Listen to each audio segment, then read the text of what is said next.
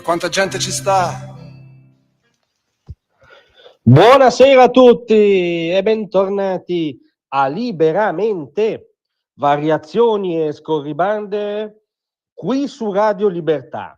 Allora stasera lanciamo una proposta a Elena Ethel Schlein, detta Elli, la segretaria di quell'assemblea radical del DAMS in cui si è tramutato il Partito Democratico. La proposta è molto semplice, è la seguente: viva lei con 2.000 euro al mese, poi ci fa sapere.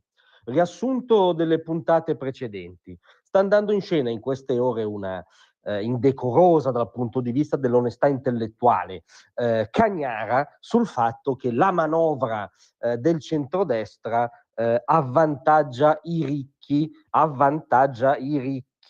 detto da quello schieramento, quel fronte culturale che i cui esponenti di Elena Ethel in primis non mettono probabilmente piede in una fabbrica dal secolo scorso. Ma in ogni caso la polemica si infrange sulla realtà, nel senso che per i primi anni di governo le manovre sono l'ottica delle prime manovre finanziarie è stata viceversa incentrata sui ceti medio-bassi anche dal punto di vista fiscale, che è quello ovviamente che fa indignare loro signori, perché appena si ritocca un'aliquota non si fa la rivoluzione reaganiana, si ritocca un'aliquota verso il basso, ovviamente questi tassatori compulsivi si incazzano. Ma dicevamo, prime manovre dei primi anni di governo, dal punto di vista fiscale si è avuta un'esclusiva attenzione ai ceti medio-bassi, con la famosa riduzione del cuneo fiscale, che i predecessori di Elli proclamavano nei talk show ma non avevano mai realizzato al governo, resa strutturale, che quindi continua anche quest'anno e continua fino alla fine della legislatura, che ha sgravato oggettivamente quelli che strumentalmente la sinistra chiama poveri, pur non frequentandoli da decenni.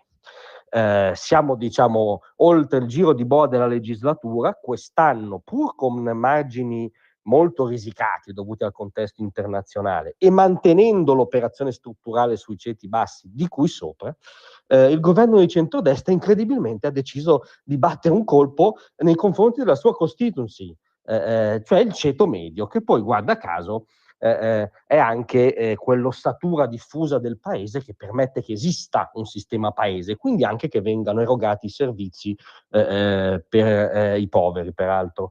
Per intenderci, è il genere di provvedimenti per cui il centrodestra ha vinto le elezioni ricevendo un mandato popolare. E quindi cosa ha fatto? La famigerata riduzione dell'aliquota massima IRPEF di 2 punti, che sta passando nel racconto mediatico di sponda a Elena Ethel come il favore ai ricchi.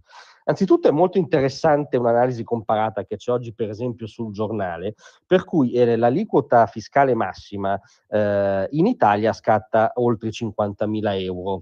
Per intenderci, nel Regno Unito scatta oltre i 170.000 euro, in Francia scatta oltre i 180.000 euro.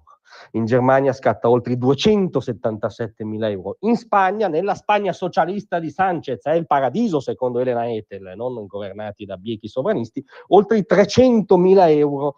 Cioè, cosa voglio dire? In Italia l'aliquota massima IRPEF non parte dal livello dei ricchi, perché 50.000 euro lordi non sono diciamo, la soglia della ricchezza, Elena Ethel. E come giustamente ha detto Giorgetti, e qui veniamo alla nostra richiesta, alla nostra proposta,